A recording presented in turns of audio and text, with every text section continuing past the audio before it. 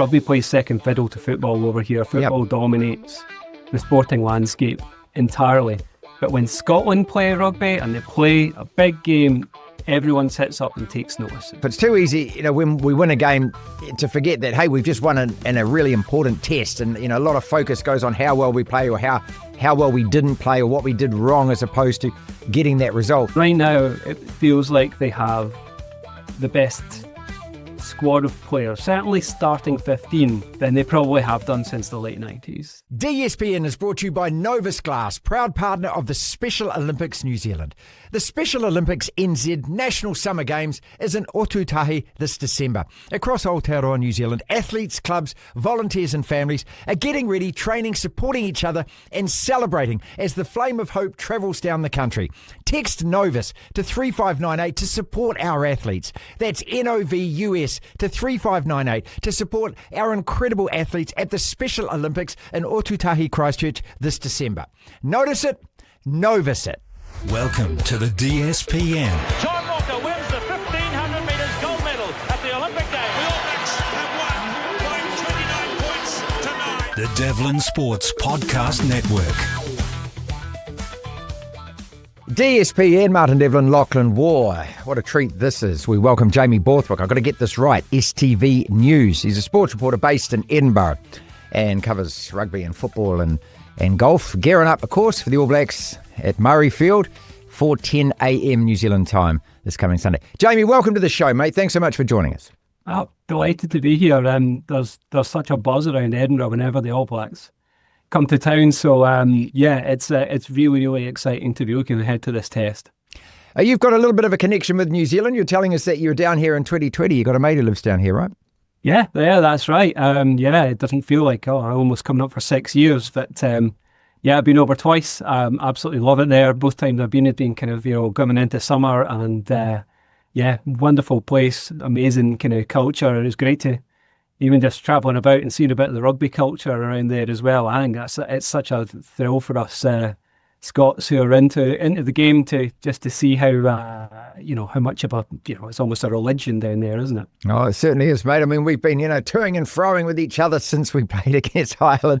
Look, and we have a different attitude down here. We hold our All Blacks up to such high expectations and high levels and things, and it's too easy. And I got a bit carried away myself. It's too easy, when we win a game, to forget that, hey, we've just won in a really important test. And, a lot of focus goes on how well we play or how well we didn't play or what we did wrong as opposed to getting that result. And a couple of days later when it all subsides and you think, 13-point win over Ireland coming on big and strong in that last 20 minutes. There's a lot to take out of that game as we go into this one. Yeah, it was such a shame that the red happened so early. I was looking forward to that match so much. Ireland obviously, we get to see them in close counters, and they're a team that Scotland just cannot get the better of. They're a fabulous team, so physical, but they can play as well. And I was really hoping to get a good gauge of where the All Blacks were coming off of the Rugby Championship. And I guess there's still a little bit of a question mark. You want to see 15 on 15 for 80 minutes, don't you? Oh, for sure. And, we've been clunky. That's the word even that the coaches are using since the start of the year. And we were clunky in that first half against Ireland. And so, if we can put together the very best bits of our play, well, we look like a hell of a side. But yeah, I don't know whether sides are finding us out, whether they've worked us out, or whether that's just the nature of the competitiveness of international rugby at the moment, that for most of our teams who are at the top, 5-6 teams, we are really, really close. So close. I think the Rugby Championship and the Six Nations, you're talking about games that can go any way on any given day. I've been at a couple of press conferences this week with Scotland players, Scotland coaches, and they've been asked, is there a vulnerability about the All Blacks that maybe hasn't been there in the past because of some of the results that they've had recently, or maybe is the aura not quite there? And every time this player or the coach, they just smile, they laugh, and they go, there's absolutely no way that's gone. They are still, for Scotland in particular, this is their Everest, is getting a result over New Zealand. It's never happened in history. They're still regarded as the team to beat in world rugby, regardless of whether, they've lost a game to Argentina and, they've been struggling to dominate all the results, as you kind of almost just look and expect. You look down, sometimes the games are at funny times for us over here. You look at results and you expect to see, New Zealand have won again. But is that going to translate into anyone kind of looking at them any less as any less of a force? Certainly not this weekend. Absolutely no chance. It's difficult to get a gauge on where you guys are at as well. And, this is why it's so good to have you on, because you can provide this perspective for us. I look at the Six Nations results. You beat Italy, you lost to Ireland, you lost to England, and Finn Russell had to kick one of those conversions. What a victory that would have been down at their place. That would have been a hell of a win, especially with the way that they're playing and playing now. You beat Wales, you lost to France, and that last game against France, there's a lot of hope in that game. But again, that scoreline kind of blew out.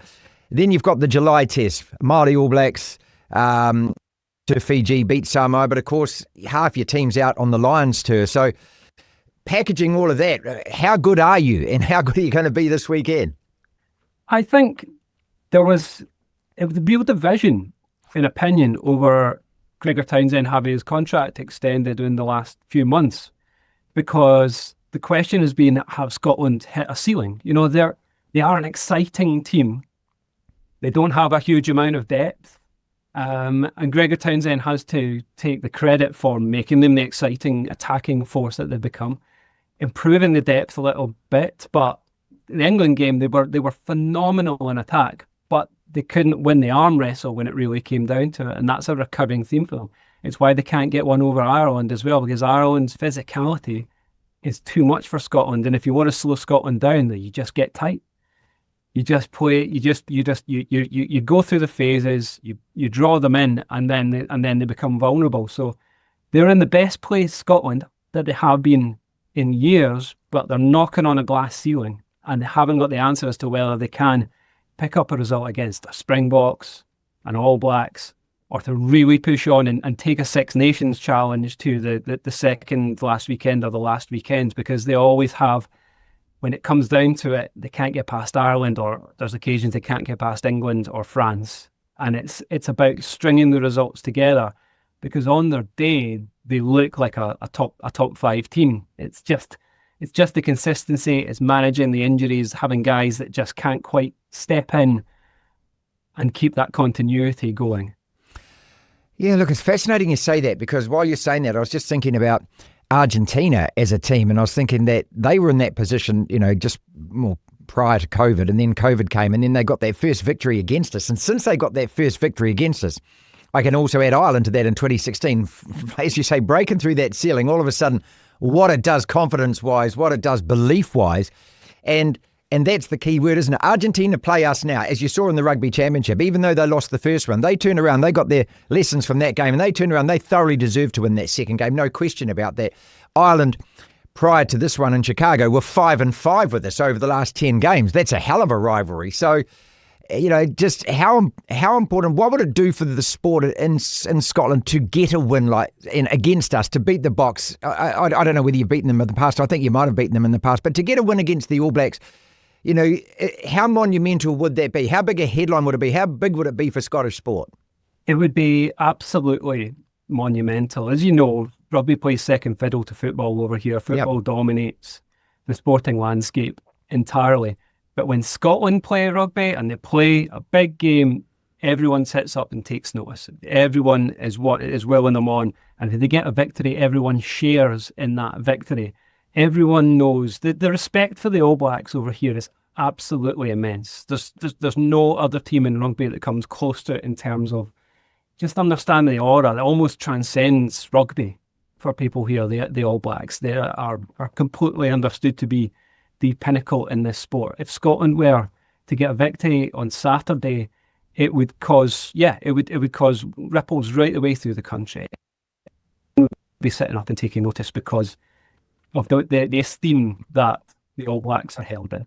Tell us about Edinburgh. For everyone who hasn't been to Edinburgh, just because, Glasgow is obviously the biggest city, but what is so cool about Edinburgh? And, that's where the stadium is based and everything. So what is it? Is that the rugby centre, is it? In terms of a city, it probably is, although in terms of the clubs, Glasgow Warriors have been well on top in terms of the pro clubs recently, and they've really grown the game in Glasgow. Rugby's played all over. I think a lot of traditionally the private schools, which is where a lot of rugby players come from, are based in Edinburgh, and that's been a real kind of talent pathway there. And Murrayfield is obviously the spiritual home of the game. In Scotland, it's a wonderful city to be in on a big test day because it's pretty close to the city centre. You can walk it from Princes Street in 25 minutes, half an hour. And then around the stadium as well, the whole environs, like everyone gets in early. There's so much space for all the fans to mingle, and it creates a magnificent atmosphere. There's nothing quite like a test match day in Edinburgh, and I'm really looking forward to seeing that on Saturday. And obviously, it's a really big deal with Scotland currently celebrating the 100th anniversary of Murrayfield. So there's been a lot of events going on around that, and so I think they have a few kind of special things lined up ahead of the game as well to just give it that little bit extra kind of atmosphere to get everyone built up and make it like a truly memorable occasion. In terms of how good we are and how well we're going to play, what do you expect from the All Blacks?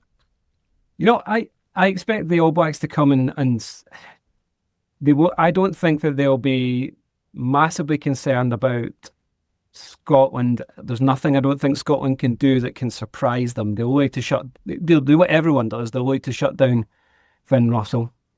They'll look to dominate physically, and they'll look to prey on a couple of weaknesses in the back line, particularly if Duran van der Merwe is playing. Obviously, incredible finisher, but he does have his deficiencies in defence and particularly under the high ball. So that's something that Ireland are incredibly good at taking advantage of. I think that the All Blacks will take a leaf out of their book. But I feel whenever New Zealand come to Murrayfield, they will look to just impose their own game. They back themselves. They understand the weight of history sits pretty heavy on Scotland as well. They do not play them very often. It's not, I think this is the first game in 3 years, and then before that it was 2017. So I think it's a one-off occasion. I don't think that they'll have anything particularly special up their sleeve in terms of changing the way that they play. They'll go out and they will play the All Blacks way. Would beating us be better and bigger than beating the Poms at Twickenham? So Scotland won at Twickenham for the first time since 1984, the year I was born, during COVID, and then they went and did it again, and those were absolutely incredible occasions, like electrifying to watch. One of them to be there for myself. I sadly didn't make the COVID game that was played behind closed doors. But no, I think to do it at home, to do it for the very first time in history, I mean, it would be up there. To do it in front of 60-odd thousand of your own fans rather than maybe a couple of thousand down at Twickenham, it would be celebrated just as hard, I would expect. There's other big games going on this weekend as well. We've got South Africa, France. And if you love your international rugby, what a matchup that one is for a start. That will be phenomenal. I love the way France play just now.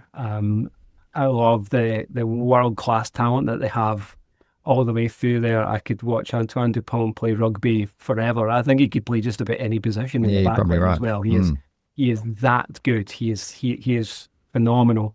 And well, the Springboks do what the Springboks do, don't they? I mean, I'm not sure how much you could call it entertaining, but I quite like the whole drama that Rassie likes to carry around them as well. Like, I genuinely do find that really entertaining. So that will be a fascinating one to watch. I hope I get the chance to. The couple of other things I want to talk to you about. This rankings points that are going on at the moment, the top 6 teams all get placed in different pools, and then and it's teams like yourself in Australia that more pressure on than anything else to try and get one of those top 6 spots. Is it realistic, or have you kind of almost resigned yourself to the fact that you're just going to have to be one of the best second place teams to make those quarterfinals?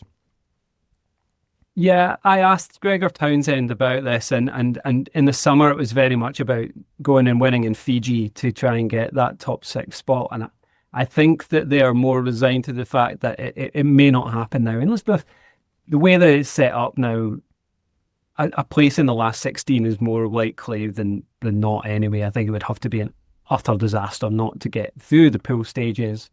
Although, well, we've had a couple of them in a row now in terms of utter disasters in the pool stages in World Cups. So I think they're slightly resigned to being a second seed and just hoping to get a kind draw when it comes to it in December. R360, how much noise is that making up your end of the world? Particularly in Scotland, it's been very, very quiet. A lot of the rugby media down in England have taken a really keen interest in it because there's kind of English rugby figures who have been behind it, and then a couple of their bigger names. There's not even been any Scottish names that were linked with R360, so it was something that we've been, I suppose, within rugby circles keeping an eye on. It hasn't broken through into the wider consciousness at all, really. The SRU obviously lent their voice to the statements that was saying that they would not cooperate with it. Honestly, I think I can only remember one time when Gregor Townsend was asked a question about it, and he was absolutely non-committal, and he hasn't even been asked about it since they come back into camp, and since the Scottish Rugby put out the statement about it. So, I think it's one that if it were to bounce back, gain more traction, I believe that they're going to try and take it through kind of arbitration courts in order to try and bring World Rugby on board with it. It may be one that picks up then, but it seems very abstract, I think, to Scottish rugby fans at the moment. There's, for example, if a big name Scottish player had been linked with, signing one of these deals, I think that might have caught on a little bit, but it's been really far on the periphery for us. It was fantastic talking to you, and while you're listening to you, I'm just sitting there thinking it's such a different headspace, isn't it? And I want to say this in the right way. We have huge expectations, and we go into a game like this demanding that we're going to win this game, and not thinking for a second that we're going to lose. We haven't lost you ever, and so it's we don't know what that feels like. At the same time, there's huge respect, obviously, because this is it's an international opponent playing away from home. There's a hell of a lot at stake. If we foot trip ourselves in this game, well, then there goes the Grand Slam and everything else. Your perspective on it is entirely, wow, we've got to pull a rabbit out of the hat here. It's a completely different kind of mentality, isn't it, if you understand what I mean? Yeah, no, 100% it is. It's been a slow process of dragging Scotland back up into the upper echelons of international rugby, basically since professionalism. And right now, it feels like they have the best squad of players, certainly starting 15, than they probably have done since the late 90s. So I think people are going to go into here going, right, okay, we are basically playing the pinnacle here. So how do the guys that we have seen really flourish and take Scotland kind of up another level, how are they going to match up? And if it's another tight one, particularly like 2017 when they had that chance right at the end, and I think it was a phenomenal kind of tap tackle by Borden Barrett to stop Stuart Hogg, that would have been a winning try. So guys like Sione Tuipulotu and Darcy Graham, Blair Kinghorn, and of course Finn Russell. We want to see how these guys stack up against what we consider to be the best. And if it comes out the wrong way, but we look at it and we say, right, our top guys looked absolutely at home. At times they were winning their individual battles. I think that Scots will come out of this feeling positive, even if they aren't on the right side of the result. As we've discussed, they come out on the right side of the result, all bets are off. People are going to be sticking their money on Scotland for the Six Nations. People are going to be buying up their tickets for the England and France game. They're going to be booking their flights to go to Rome and Cardiff and Dublin. It will be absolutely seismic, and I can't wait to write the story, no matter what it is. Fantastic talking with you, and we appreciate you so much giving us. I just wish we could all just teleport ourselves there. I mean, what a great week to be in Edinburgh, as you say, for this. How exciting, and congratulations on the 100th anniversary and everything. And just, you will be supporting us down at Twickenham, won't you? That goes without question. I kind of feel we've got an affinity there. That absolutely goes without question. I will 100% be behind New Zealand for that one. A huge thank you to Novus Glass for sponsoring this episode of the DSPN and for being a proud partner of the Special Olympics NZ. This December, over 1,200 incredible athletes along with hundreds of volunteers, coaches and other support staff will be making their way to Christchurch for the Special Olympics NZ 2025 National Summer Games. Novus Glass is proud to be supporting something special, and you can help too by supporting the athletes if you text Novus to 3598. That's NOVUS 3598. Thanks again, Novus Glass, for supporting the DSPN. Windscreen crack or chip? Notice it? Novus it. This is the DSPN.